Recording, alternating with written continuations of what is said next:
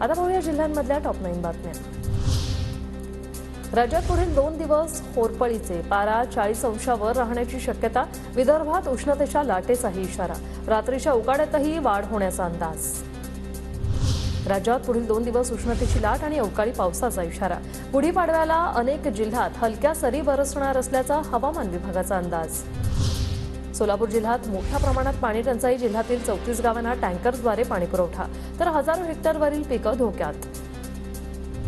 Corona काळात तात्पुरत्या जामिनावर सुटलेले 5370 कैदी जेलमध्ये परतलेच नाही। जामिनावर सुटलेल्या कैद्यावर कारवाई करण्याचे औरंगाबाद खंडपीठाचे आदेश।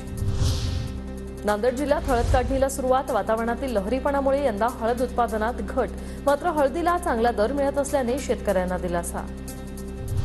पंढरपूरच्या विठ्ठल रुक्मिणी मंदिरात 19 एप्रिलला चैत्र यात्रेचा सोहळा। यात्रेनिमित्त 15 एप्रिल ते 21 एप्रिलपर्यंत भाविकांना मुखदर्शन मिळणार, तर जतन संवर्धनामुळे यंदा चंदनोटी पूजा बंद करण्याचा निर्णय।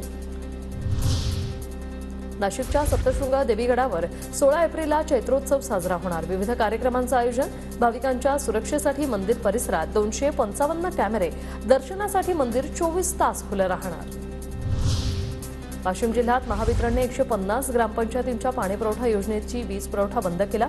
जिल्ह्यातील 400 ग्रामपंचायतींकडे 15 लाखांची थकबाकी। पाणीपुरवठा बंद झाल्याने नागरिकांची पाण्यासाठी भटकंती। थकीत वीज बिल न भरल्याने धाराशिव जिल्ह्यातील 2915 घरगुती आणि व्यावसायिक कनेक्शन कट। ऐन उन्हाळ्यात महावितरण विभागाचा कारवाईचा बडगा। वीज कट केल्याने ग्राहकांचे हाल।